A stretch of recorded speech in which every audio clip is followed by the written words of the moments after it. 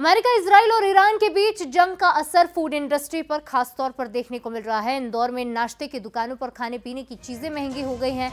56 दुकान, सराफा मार्केट और बाकी जो स्ट्रीट फूड वेंडर्स हैं, उन्होंने 1 रुपए से 10 रुपए तक कीमतें बढ़ा दी है। पोहा, चाय, samosa, kachori, fast food, Chinese fast food, सारी चीजें हो चुकी है महंगी, जिससे ग्राहकों की संख्या पर पड़ा है असर। और विजय चाट हाउस के संचालक मृदुल ठाकुर ये कह रहे हैं कि रॉ मटेरियल की कीमतें बढ़ने के चलते खाने की चीजों के 1 रुपए से 3 रुपए तक दाम बढ़ाने पर लोगों को मजबूर होना पड़ा।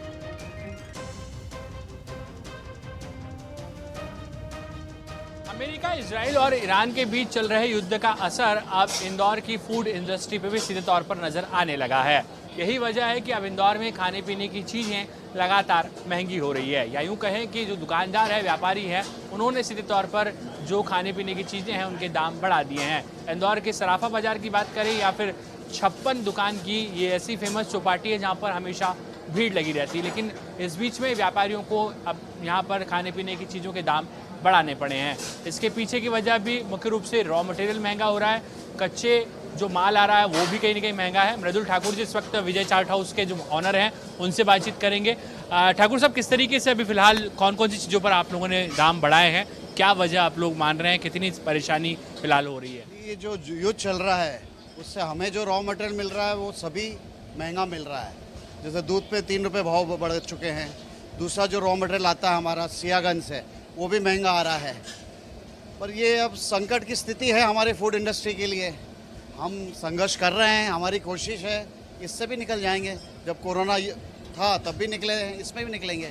50% भी कहीं दाम बढ़े हैं इस तरह की चीज़ों पर? क्या क्या अभी मटेरियल पर दाम बढ़े? जो आपका खोपरा पेटिस उस पर भी 3 रुपये आपने बढ़ाया है। हमारा जो पेटिस पहले जो 22 रुपये का था वो 25 रुपये करा है। वो कचौरी समोसे पे 1 रुपया बढ़ाया है। और जैसे दूध का आइटम जो है शिकंजी, उस पर 5 रुपये बढ़ा है। पर मैं आपके चैनल के माध्यम से कलेक्टर महोदय का शुक्रिया करना चाहूँगा कि जिनके प्रयत्न से हमें पीएनजी का, अवंतिका का गैस कनेक्शन मिला।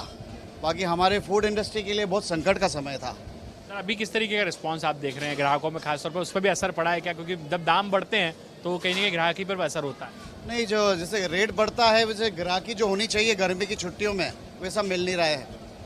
अब देखते हैं, जैसे परीक्षाएं पूरी हो जाएगी तो जैसे जो इंदौर जो वासी है वापस इंदौर आएंगे तो अलग माहौल रहेगा।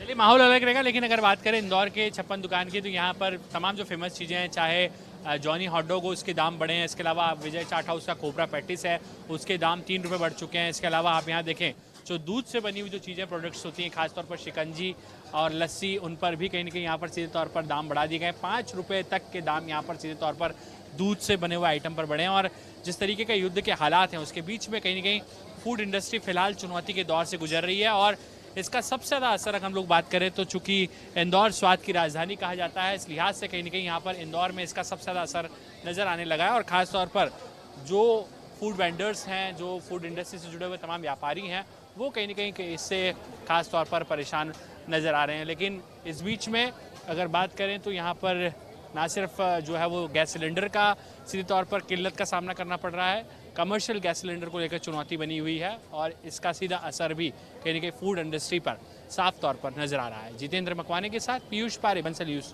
इंदौर।